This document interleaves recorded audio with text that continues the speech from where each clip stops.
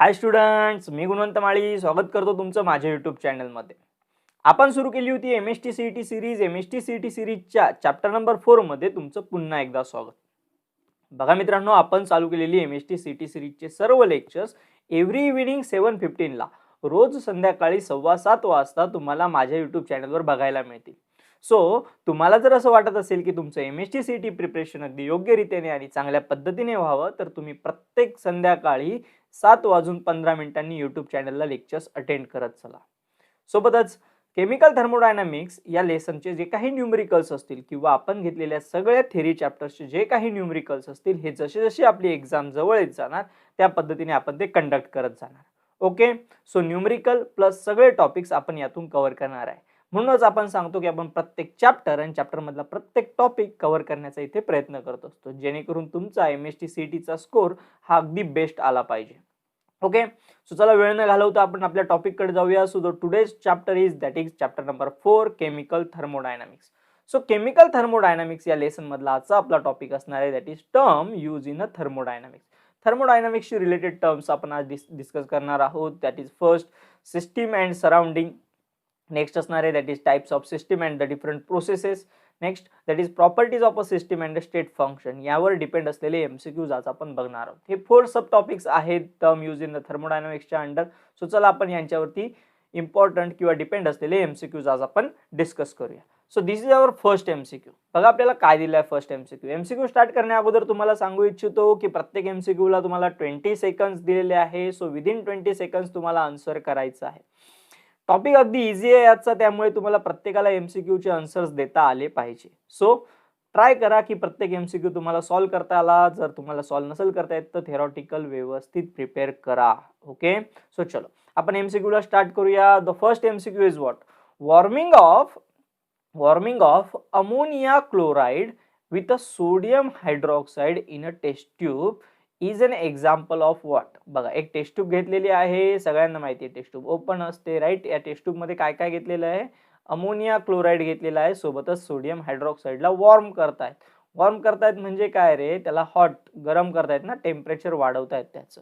So it is a example of what? कोणत्या सिस्टीमचं example असेल हे? क्लोज सिस्टीमचं एक्झाम्पल आहे, ओपन सिस्टीमचं एक्झाम्पल आहे, आयसोलेटेडचं एक्झाम्पल आहे की none of this? Your time starts now. पटकन आन्सर करायचं आहे तुम्हाला इथे. Warming of ammonium chloride is an example of which system? बघा, हीट करतोय आपण कुठल्या तरी सबस्टन्सला. सो याचं बेस्ट एक्झाम्पल काय असेल? पटकन आन्सर करायचं आहे, fast. Last 5 seconds, last 2 seconds राहिलेत, पटकन आन्सर करायचं आहे. So your time is up. बघा, टाइम अप झालेला स्टुडंट्स. बघा, तुम्हाला आन्सर क्लिअर करून देतो मी.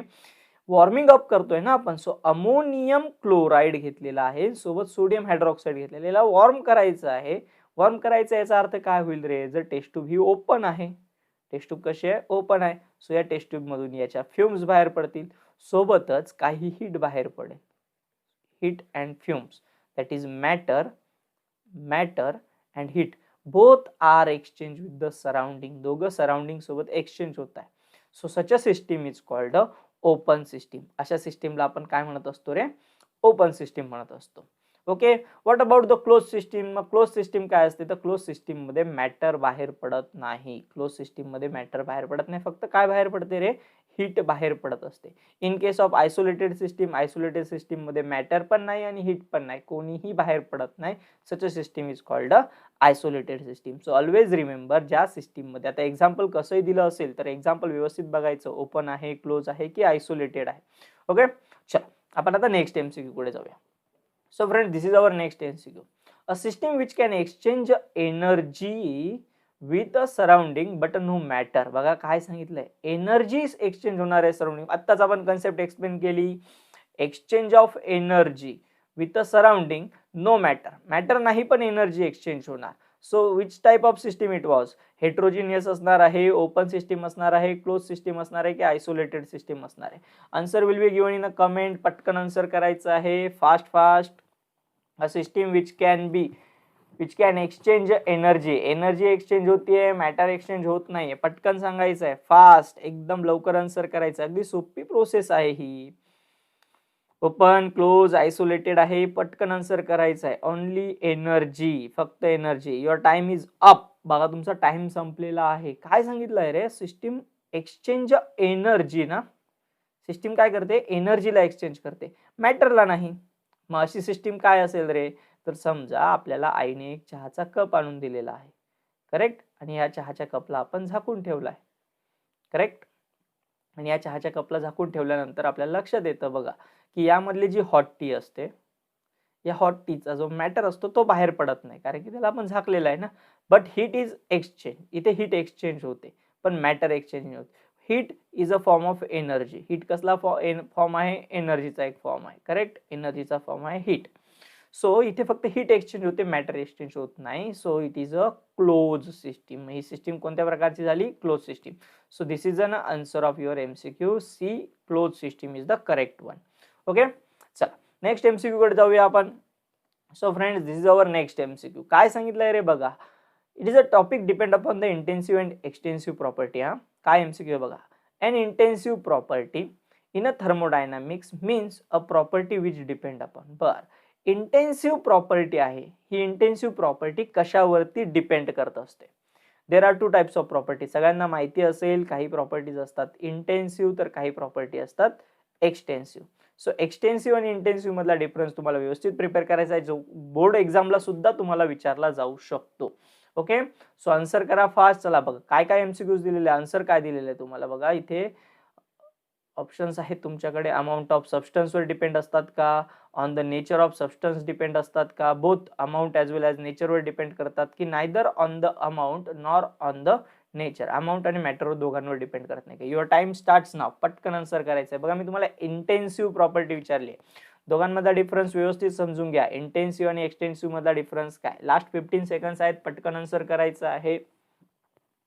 कन्सेप्ट एवढ्या क्लिअर असल्या पाहिजे की पटापट आन्सर 20 सेकंड जास्त झाले पाहिजे, एवढ्या फास्ट तुमचं आन्सर आलं पाहिजे. ओके, सो लास्ट 5 सेकंड्स आहेत, पटकन आन्सर करायचं आहे. Your time is up. बघा तुमचा टाइम संपलेला आहे स्टुडंट्स. काय दिलेलं आहे बघा क्वेश्चन. इंटेन्सिव्ह प्रॉपर्टी विचारली आहे ना तुम्हाला थर्मोडायनामिक्स मधली. तुम्हाला सगळ्यांना माहिती आहे एक्सटेन्सिव्ह आणि इंटेन्सिव्ह प्रॉपर्टीज असतात. एक्सटेन्सिव्ह प्रॉपर्टी म्हणजे कोणत्या प्रॉपर्टीज रे, the properties which depend upon the amount of matter. ह्या प्रॉपर्टीज कशावर डिपेंड करत असतात, अमाऊंट ऑफ मॅटर, मॅटरवर डिपेंड करत असतात. While intensive property as does not depend upon the amount of matter that are independent. ह्या कशा असतात रे, इंडिपेंडंट असतात, म्हणजे या मॅटरवरती डिपेंड नाही करत. मग या कशावरती डिपेंड करतात, it is depend upon the nature of substance. सबस्टन्सचं नेचर कसं आहे यावरती ह्या डिपेंड करत असतात. लक्षात ठेवा, एक्सटेन्सिव्ह विचारले असतात तर extensive are depend upon the amount of matter. Amount किती प्रेझेंट आहे यावरती डिपेंड करत असतात. फॉर एक्झाम्पल मास, राईट ना, व्हॉल्यूम, ह्या अमाऊंटवर डिपेंड करणाऱ्या क्वांटिटी होत्या.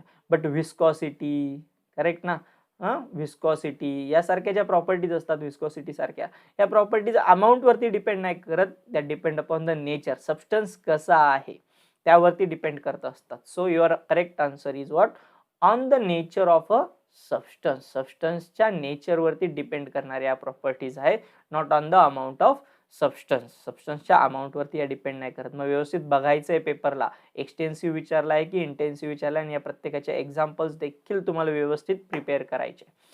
So friends, this is our next MCQ. Which one is not a state function. काय विचारलंय तुम्हाला, which one is not a state function. खालीलपैकी कुठला स्टेट फंक्शन नाही आहे. Okay, there are two types of function. सगळ्यांना माहिती असेल, दोन टाइपचे फंक्शन्स असतात, एक असतो स्टेट फंक्शन तर दुसरा असतो पाथ फंक्शन. ओके, स्टेट आणि पाथ फंक्शन असे दोन टाइप पडत असतात. तर which one of the following is not a state function. जो स्टेटवर डिपेंड करतो त्याला स्टेट फंक्शन म्हणायचं, जो depend upon the path that is called a path function. Okay, your time is start. चला लास्ट 20 सेकंड्स तुमचे स्टार्ट झालेले, पटकन answer करायचं आहे. Which one is not a state function. खालीलपैकी कुठला स्टेट फंक्शन नाही. लक्षात ठेवा, या प्रॉपर्टीज तुम्हाला लक्षात ठेवायच्या आहेत. स्टेट फंक्शन कोण आहे, पाथ फंक्शन कोण आहे, कारण की पेपरला 100% यापैकी एखादा एमसीक्यू येतो म्हणजे येतोच. लास्ट 5 सेकंड्स आहेत, पटकन आन्सर करायचं आहे. Which one of the following is a state function or not a state function. पटकन, युअर टाइम इज अप. बघा तुमचा टाइम संपलेला आहे. मी तुम्हाला क्लिअर करून देतो बघा. स्टेट फंक्शन्सचे जे एक्झाम्पल्स आहेत ते तुम्हाला असे लक्षात ठेवायचे आहे. स्टेट फंक्शन मध्ये फर्स्ट ऑफ ऑल येते that is U, it is a internal energy. Next state function येतो that is nothing but a volume. Volume is also a state function. Next असतो that is enthalpy, it is also a state function. Next येत असतो तुमचा pressure, it is also a state function. Next असतो that is entropy, it is also a state function. while that of the number of moles is also a state function. हे सगळे state function देत असतात. आणि what about the path मध्ये दोनच examples लक्षात ठेवायचे, that is nothing but work and heat. Work and heat हे दोनच तुमचे फक्त पाथ फंक्शन्स असतात, बाकी सगळे स्टेट फंक्शन्स असतात. सो इथे तुम्हाला क्वेश्चन काय विचारलाय, which one is not a state function. State function कोण नाहीये. So internal energy is the state function, volume is also a state function, enthalpy is also a state function. So your correct answer is option C. Option C is the correct answer. Heat is not a state function, it is a path function. हा कोणता function असतो, path function असतो. So always remember हे examples लक्षात ठेवायचे आहे. State function, path function कोणकोणते असणार आहे. ओके, पेपरला येऊ शकतात. State functions are depend upon the state and path functions are depend upon the path of the process. Okay, so चला नेक्स्ट एमसीक्यू कडे जाऊया आपण. So this is our next MCQ. Which one of the following is a path function. चला MCQ related आलेला आहे. Which one of the following is a path function. Concept कुठल्याही प्रकारे explain करायची गरज नाहीये. सिमिलर एमसीक्यू रिपीट झालेला आहे. एमसीक्यूचा आन्सर तुम्ही कमेंट मध्ये देऊ शकतात किंवा लगेच आन्सर देऊ शकतात. युअर 20 सेकंड स्टार्ट्स नाव. चला मी तुम्हाला 20 सेकंद देतोय, पटकन आन्सर करायचं आहे. ओके, फास्ट आन्सर करायचं आहे. मी कुठल्याही प्रकारे याचं आन्सर एक्सप्लेन करणार नाही. यानंतर मी डायरेक्टली नेक्स्ट एमसीक्यू कडे जाणार आहे. सो बघा, तुम्हाला आन्सर इथे पण सांगायचं आहे आणि कमेंटमध्ये पण सांगायचं आहे. ओके, युअर लास्ट 5 सेकंड्स, पटकन आन्सर करायचं आहे. Which one is the following is a path function. Your time is up. बघा, याबद्दल मी कुठलंही एक्सप्लेनेशन तुम्हाला देणार नाही. मागचा एमसीक्यू तुम्ही जर क्लिअर केला असेल तर लगेच आन्सर यायला पाहिजे. So answer will be in comment बॉक्समध्ये तुम्हाला आन्सर करायचं. बघा मित्रांनो, तुम्हाला व्हिडिओ जर आवडत असेल, चॅनल आवडत असेल, एमसीक्यूज आवडत असतील तर चॅनलला सबस्क्राईब करायला विसरायचं नाही. सोबतच तुमच्या फ्रेंड्स सोबत शेअर करायला विसरायचं नाही, जेणेकरून त्याचं देखील एमएसटी सीईटी प्रिपरेशन योग्य रीतीने होईल. सोबतच मी तुम्हाला माझा टेलिग्राम चॅनलची लिंक प्रोव्हाइड केलेली आहे, जेणेकरून तुम्ही माझ्यासोबत टेलिग्राम चॅनलला जॉईन होऊ शकता, जिथे मी तुम्हाला सर्व नोटिफिकेशन अगदी फास्टपणे प्रोव्हाइड करू शकतो. सोबतच मी तुम्हाला माझा व्हॉट्सअप नंबर देखील दिलेला आहे, जेणेकरून तुम्ही तुमचे डाऊट्स माझ्यासोबत शेअर करू शकता. ओके, सो व्हॉट्सअप नंबर तुम्हाला प्रोव्हाइड केलेला आहे, त्याचा यूज करा. चला नेक्स्ट एमसीक्यू आपण जाऊया. So student, this is your next MCQ. Which one is a true. तुम्हाला असं विचारलंय की खालीलपैकी कुठला बरोबर आहे. ओके, काय काय सांगितलंय बघा इथे. कॅलरी, अर्ग अँड जूल यांचं रिलेशन दिलेलं आहे. कॅलरी, अर्ग अँड जूलचं रिलेशन तुम्हाला 11th स्टँडर्डलाच होतं. सो तुम्हाला याचं आन्सर करेक्ट आलं पाहिजे की which one is the true. कोण ग्रेटर आहे, कोण स्मॉलर आहे, डिसेंडिंग ऑर्डरने अरेंज करायचं आहे. चलो, युअर टाइम स्टार्ट्स नाव. तुमचे 20 सेकंड स्टार्ट झालेले, पटकन आन्सर करायचं आहे. Which one is a true. Calorie मोठी असते, अर्ग मोठा असतो की जूल मोठा असतो, यांचं रिलेशन सगळ्यांना माहित असलं पाहिजे. पटकन आन्सर करायचं आहे. लास्ट 15 सेकंड्स आहेत, पटापटा आन्सर करायचं आहे. 11च्या बेसिक्सवरचा क्वेश्चन आहे, एवढा टाइम नाही लागला पाहिजे. फक्त डिसेंडिंग ऑर्डरने अरेंज करायचं. Which one is having a higher unit तुम्हाला माहित असलं पाहिजे. Okay, your time is up. तुमचा टाइम संपलाय. बघा, एक्सप्लेन करून घेऊया आपण या टॉपिकला. बघा कशा वेळेने असणार आहे. सगळ्यांना माहिती आहे की sir 1 calorie is equal to how much joule. 1 calorie म्हणजे किती जूल असते रे. So 1 calorie is equal to 4.184 joule असते. 1 calorie is equal to 4.184 joule असते. What about the 1 erg. एक अर्ग किती असतो. 1 erg is equal to 10⁻⁻7 joule. Okay, 1 erg is equal to 10⁻⁻7 joule. दोघांच्या रिलेशन वरून देखील तुम्ही आन्सर सांगू शकता. अजूनही वेळ आहे, चला पटकन आन्सर करायचं आहे. 1 calorie is equal to 4.184 joule. 1 erg is equal to 10⁻⁻7 joule. आता तरी आन्सर क्लिअर झालं असेल तुम्हाला. तर दोघांचं कंपॅरिझन केलं तर लक्षात येतं. बघा, 1 calorie is equal to 4.184 joule म्हणजे कॅलरी मोठी आहे जूलमध्ये, जूलपेक्षा. So calorie is greater than joule. What about the joule and erg. बघा, 1 erg is equal to 10⁻⁻7 joule ना, म्हणजे अर्ग खूप स्मॉल आहे ॲज कम्पेअर टू जूल. अर्ग खूप स्मॉल आहे कारण की जूलची व्हॅल्यू इथे मायनस मध्ये. So joule is very small, sorry, erg is very small as compare to joule. So 1 joule is greater than erg. Joule is greater than erg. So your correct sequence is calorie is greater than joule, joule is greater than erg. This is your correct answer. Where is it was? Option C. Option C is the correct one. बघा इथे option C तुमचा correct आहे. 1 calorie is greater than 1 joule and 1 joule is greater than 1 erg. चलो next जाऊया आपण. So this is your next MCQ. If the temperature remains constant during the reaction, the process is called. बघा, different टाईपच्या process होत्या. Total 5 टाईपच्या process तुम्ही या चॅप्टरमध्ये study करत असता. या चॅप्टरमध्ये प्रोसेसेस आहेत आणि प्रत्येक प्रोसेस काहीतरी व्हॅल्यू इंडिकेट करत असते. So what are those. If a temperature remains constant. Temperature constant असेल तर ती प्रोसेस कोणती. Your time starts now. पटकन आन्सर करायचं आहे. Temperature remains constant. Temperature constant असेल तर त्या प्रोसेसला काय म्हणायचं? आयसोथर्मल म्हणायचं आहे, आयसोकोरिक म्हणायचं आहे, आयसोबेरिक म्हणायचं आहे की अडायबॅटिक म्हणायचं. Your last 10 seconds are fast. पटकन आन्सर करायचं आहे इथे. टेम्परेचर कॉन्स्टंट आहे. Which one of the following term is related to the temperature? टेम्परेचरशी रिलेटेड असलेली कोणती टर्म असेल तर युअर टाइम इज अप. बघा तुमचा टाइम संपलेला आहे. पटकन आन्सर करूया आपण. If a temperature remains constant of temperature, लक्षात ठेवा टेम्परेचरचा फक्त टी जरी तुम्ही लक्षात ठेवला तर तुम्हाला इथे आन्सर लगेच क्लिअर होऊन जाईल. That is thermal. T C T relate करायचं आहे. So isothermal is the process in which the temperature remains constant. What about the isochoric? मग इथे टेम्परेचर कॉन्स्टंट असतं, इथे असतो व्हॉल्यूम कॉन्स्टंट. सो सी ला थोडंसं इन्व्हर्ट करून वरती करून घ्यायचं, तुम्हाला व्ही मिळून जाईल. सो आयसोबेरिक आहे, बेरिकला आपण स्ट्रेट करून घेतलं तर प्रेशर कॉन्स्टंट राहते. आणि अडायबेटिकला म्हणायचं असतं no exchange of heat. No exchange of heat. Heat surrounding सोबत एक्सचेंज होत नाही. That is a adiabatic process. So there are 5 top process. एक असते reversible process. So total 5 process असतात. सो आयसोथर्मल प्रोसेस म्हणजे काय? Process in which temperature remains constant.